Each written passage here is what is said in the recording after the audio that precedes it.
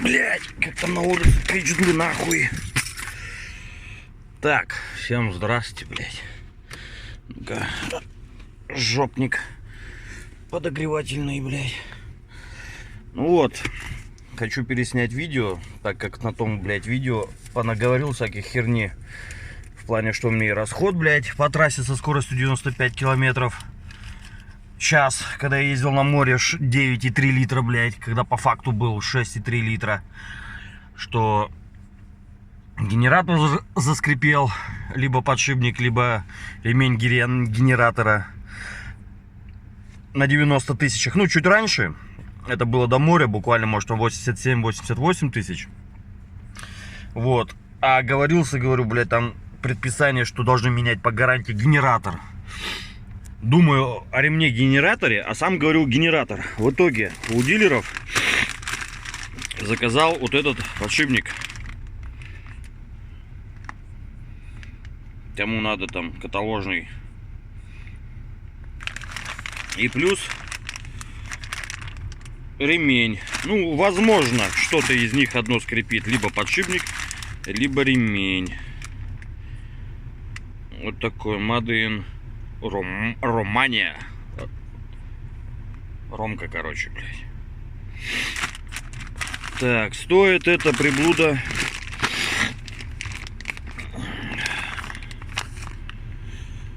значит, вот цена.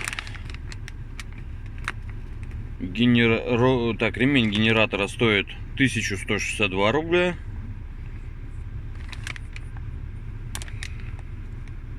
И натяжной ролик у них же 1804 рубля.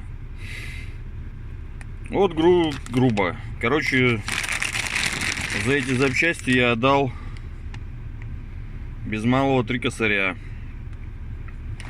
Можно было сэкономить рублей 500-600 максимум. Это взять в магазине. Но хуй ее знает, честно говоря, какое там качество. Как правило, такие ролики ходят по 40, по моей практике, из Жигулей там 40 тысяч, 50 отходят. А это вроде как отходило около 90. И я доволен. В общем, с таким скрипом я приехал к дилеру, объясняю, а он мне говорит: скиньте, возьмите смазку силиконовую, побрызьте на холодную, на ремень генератора. Если этот звук пропадает сразу, значит у вас растянулся, как его, ремень генератора. И типа его нужно заменять. Ну, я сначала думал, что это ГРМ, не знаю почему, хуй знает. Я говорю, сколько стоит профилактика ГРМа, там разобрать, возможно там смазать подшипники. Он говорит, не надо профилактики, это ремень генератора. И типа его нужно заменить. Я говорю, а подшипник что, не надо заменять? Он говорит, ну и подшипник у вас в книжке предписной написано, что срок эксплуатации вот этой херни 90 тысяч. И при 90 тысячах, кто на гарантии, я так понимаю, меняет вот этот ролик и ремень по гарантии. Ну, я, учитывая, что я ушел на 75 тысячах с гарантии, не знаю, блядь, почему, потому что, наверное, блядь, заебали вот эти качества запчастей в плане, наличия запчастей. Приходишь, того нет, один хер. У меня и помпа тут наебнулась. Не помню на скольки тысячах уже. Я уже где-то в видеоролике там говорил у меня. Блять, помпа, опять оговорился. Термостат наебнулся. Благо я, блять, вот эту температуру сделал. В плане плавную. Не трехступенчатую, как это было, блять, 55. Или что там, блять. Стоит первая 55, да, потом 90 или хуй, я уже подзабыл. А перешили и сделали нормально, плавную, как положено. В общем, там с термостатом я ездил, блядь, дня 3. Как вычислил, температура, блядь, вентилятор двигателя работает на втором положении. Так он работал только при кондиционере летом. Соответственно, блядь, я езжу, думаю, понять не могу, почему у меня второе положение вентилятора срабатывает. Слишком сильно гудит. Днем это не слышно, так как куча машин, там, блядь, атмосфера другая, и это. А ночью это очень все отчетливо слышно. Как и этот подшипник генератора я днем не слышал. Не знаю, почему там машины ездят, дети орут, собаки срут и все прочее. Ночью, вот сейчас ночь на дворе. Сколько? 23:33. Вот. Ночь на дворе, и, соответственно, все это прекрасно слышно. Как я вычислил, блядь? Работает вторая температура вентилятора, и когда стоишь на месте, короче, он минут, наверное, 15 работает, что не должно быть. Работал там, блядь, потом только выключался. Соответственно, я так катался один день, около 3 дней. Первый день я не замечал это, второй день я что-то чувствую, что-то не так, блядь. Еду, как-то не так работает, пока начал вот эти эксперименты. Заглушу и понять не мог. На третий день сообразил, блядь, дай-ка я открою капот и залезу под него и потрогаю шланг. Шланг там был, блядь, холодный, вверх горячий или наоборот уже, короче, я хочу быстренько рассказать. В общем, вычислил, что это термостат, блядь. Приезжаю к дилерам, у дилеров нет ни хуяшечки. Ждать 10 дней. Меняю, да, по гарантии, но, блядь, надо ждать запчасти тут 10 дней. Я говорю, какая 10 дней, блядь, мне работать надо. В итоге пошел за свой счет, купил нахуй. Поменял, поставил, и все. И как мне сказали, раз вы поменяли за свой счет, это приблуда с гарантии вышла. Все. Я думаю, пиздец. То поменял, это поменял за свой счет, блядь, потому что у них нет наличий, а мне ждать некогда. В итоге я и этот поменял, как-то у меня рычаг пыльник лопнул. Где-то порвал, лазил шруза. Все это не по гарантии, блядь. Но раз вы тронули, все, это не за это, то есть как с гарантии скидывается. Блядь, такие много херни, которые, блядь, мне не нравилось. В итоге я ушел с гарантии. И, соответственно, и вот этой приблуды сейчас тоже не было в наличии.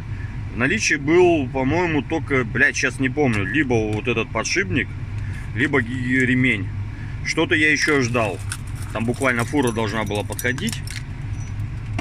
И дня через 3 или 4 я получил товар. Вот. Через 3-4. Так, дальше что у меня по плану?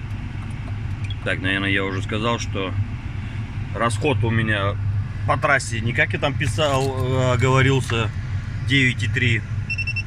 А 6,3 при скорости 95 км в час была. Не знаю, почему я так сделал. По поводу, что еще хотел сказать, масло. Когда едешь ты до 3000 километров, я так понимаю, эта машина жрет. Потому что в последний день море. Мы опаздывали, ну, у нас уже было впритык. По времени каждый город заезжали, объезжали. В общем, за там 2750 километров на обратный путь я уже ехал. Если в ту сторону я ехал вальяжно, 100, ну там по трассе где-то на обгонах 100, 110, 120, вот так. А в основном дорога была сотка. Обратно мы уже ехали 120, 130, где-то 150, на обгонах там 160, вот такие скорости доходило. Ну, держали скорость 120, 130. В общем, с такой скоростью на обратный путь за такой километраж ни разу не сожрало масло. В ту сторону я долил на 2750, ну хоть 2700 километров я доливал где-то, что в том году. Доливал туда-обратно где-то литра 1,5. В этом году еще летом я в одну сторону доливал что-то грамм 500-600. Ну, может быть 700, я точно не измерял в одну сторону. А вот обратно, я когда все проверил, уровень масла, он как стоял, так и стоял. Сдается мне, что, блядь, этому двигателю надо давать пизды, блядь. И пизды, как говорится, хороших. Держать около там 3500-4 тысяч, и тогда он не будет жрать масло. Но тогда у вас увеличится расход. На данный расход в момент у меня по городу, ну, десятка жрет. Как поменял сцепление, кстати, сразу почему-то расход упал. Был на том Валио где-то около 12 литров, это летом, я говорю, и в ночном режиме города. Ну, чтобы вы понимали, город у нас небольшой, и каждый там 300-200, блядь, ну, 400 метров квартал. 300 метров проедешь квартал, то есть первая, вторая, уже третья и тормозить, блядь. Так такового не поедешь, как это по, допустим, по каким-то сочинским там городам, там анапским или новороссийским. В общем, как сцепление поменял, даже довел 9,9 литра. Я где-то слышал о таком, но я как бы хуй знает. Я не то что скептик, ну, думаю, проверю, когда сам поставил. Действительно, когда поменял сцепление на сакс, упало. Вот было 10 литров. Ну, сейчас холодно, прогревы. Вот она вырастает по чуть-чуть. Еще вчера было, блядь, 11,7, сегодня уже 11,9. Ну, завтра больше, выше, хули. Пока клиента ждешь, греешь машину, блядь, расход увеличивается. Значит, что еще хотел сказать? Сцепление бывает тарахтит. После того, как поменял, проехал уже 11 почти косарей. Не почти, а ровно 11. Там было 82, где-то 300, около того, как я поменял. Сейчас 93 300. Сцепление, пружинки тарахтят. 100% это как я ожидал. Где-то недели две вообще было все идеально. Потом легкая, даже ночью было еле слышно. А теперь они бывают то тарахтят, то не тарахтят. На холодную это в плане. Если я сейчас тронусь, возьму клиента, доеду до него и там освобожу, буквально займет это время полчаса. Потом все, они не тарахтят. То ли прогревается, то ли не знаю что. Ну вот бывает на холодную заводишь, есть тарахтение. Бывает не тарахтят, блядь. Также и с этим ремнем генератора. Вот где-то он скрипит, где-то минуту полторы. Ну и все. В плане, что я хотел еще сказать. Купил, как работа у дилеров, значит, за этот комплект 3000 отдал, и плюс работа у дилеров стоит 1250.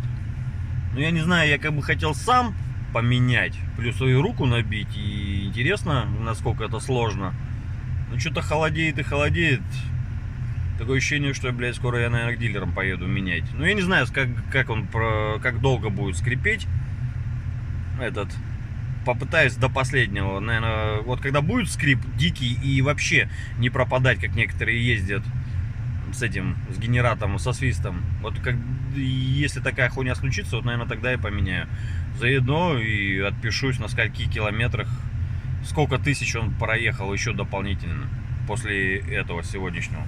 Так, по поводу сцепления сейчас хотел сказать. На работу вышел в тапочках, блядь. Да на носках нахуй. Ибо в кроссовках ноги вообще охуевают уже.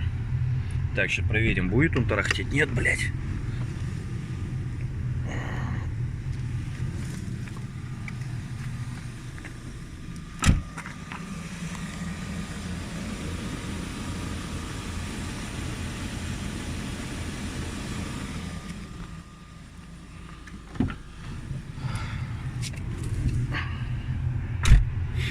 Кстати, нет, сегодня не тарахтит, что очень... Ну, она бывает через раз, вот это все херня. Как они там сцепление, диск становится, я не пойму. Хочет тарабанит, хочет не тарабанит. В общем, что там, кому там, что там интересно. Вот, 0,9 литр. Кстати, летом глюк был у него по поводу круиза. Круиз отказал, в плане вот так вот включаем круиз-контроль, ехали мы там 120, да, и где-то в районе Тульской области, Тульской, Павел Воля, блядь, откуда этот?